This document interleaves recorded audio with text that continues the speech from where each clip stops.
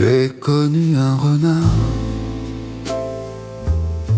qui marchait jusqu'à ce que le soleil s'amincisse et que la route ait un goût de métal dans sa bouche.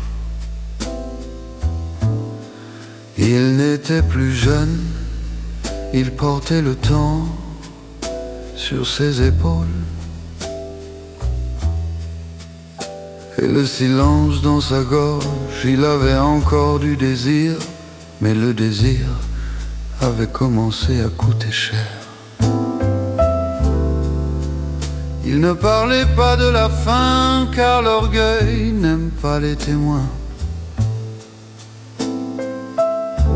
Il continuait simplement d'avancer comme nous avançons tous,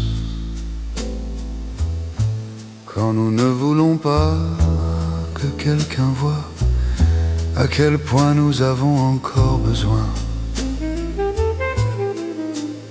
Puis il est vit des raisins bas sur la vigne, brillant dans la lumière tardive, rond de promesses. Il ressemblait au pardon, il ressemblait au repos, il ressemblait à la première gorgée fraîche après un très très long voyage.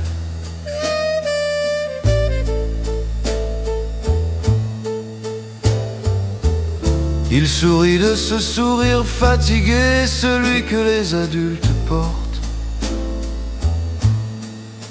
quand l'espoir revient et que nous ne savons pas si nous avons le droit d'y croire. Il plia les genoux, il se dit un saut honnête, la vérité, et c'est tout. Il sauta. Il les manqua, il rit. Très bien, dit-il, j'ai glissé, j'essaie encore, j'ai encore ma dignité. Il sauta de nouveau plus fort, plus haut, le cœur dans la gorge, une vieille force se réveillant, comme un animal qui se souvient de comment il courait autrefois. Et encore une fois, il les manqua. Cette fois le sol répondit, ce genre d'atterrissage qui te rappelle que tu n'as plus 20 ans. Il resta à terre plus longtemps qu'il ne l'avait voulu. Il regarda la lumière se déplacer.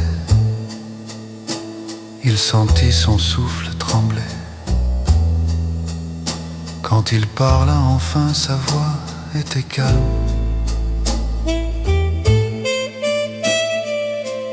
Ils sont sûrement acides, dit-il, comme ça, comme si c'était de la sagesse,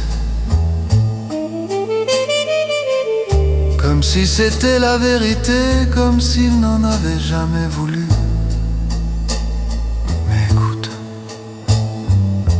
cette phrase n'était pas la vérité, c'était de l'autoprotection.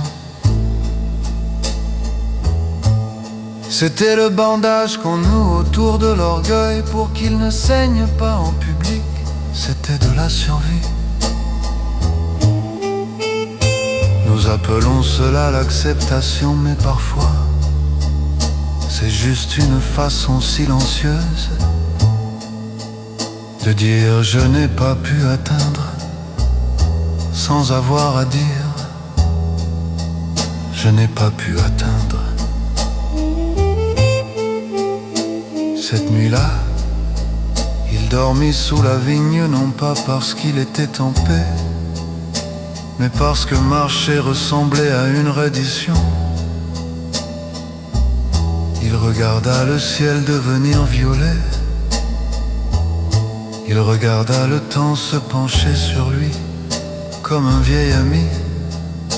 Il regarda le pardon pendre juste hors de portée et murmura à l'obscurité: je vous voulais, je vous c'était vraiment.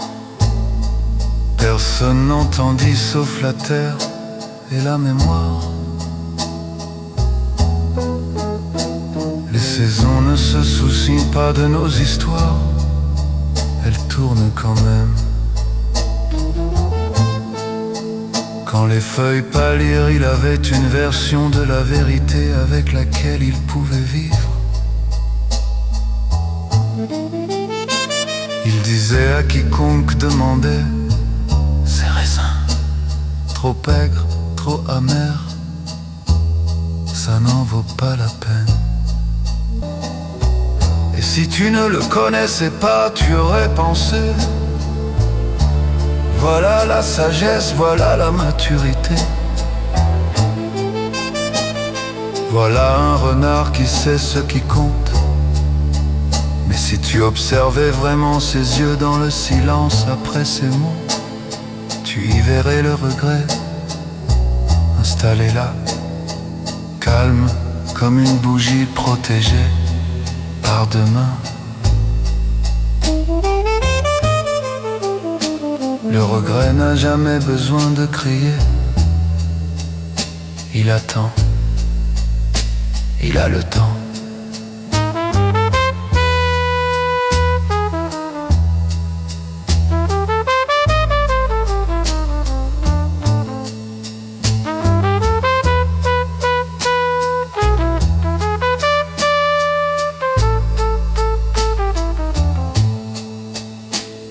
Des années plus tard, et je dis bien des années avec du gris sur le museau,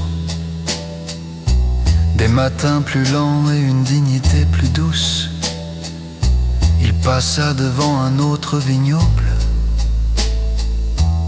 un autre lieu, un autre air, une autre vie, la même douleur. Il s'arrêta.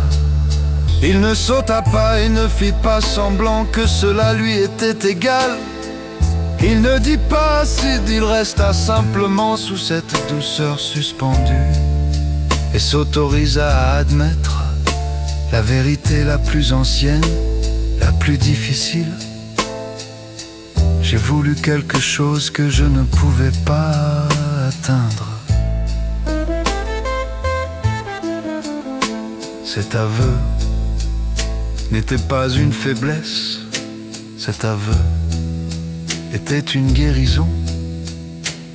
C'était le moment où le pardon arrivant enfin, pas le pardon du monde, pas celui des raisins, le pardon pour lui-même, pour le renard plus jeune qui avait dû mentir pour survivre à la journée. On parle de rédemption comme d'un miracle. La plupart du temps, la rédemption, c'est juste la première phrase honnête que nous nous disons après des années de faux semblants.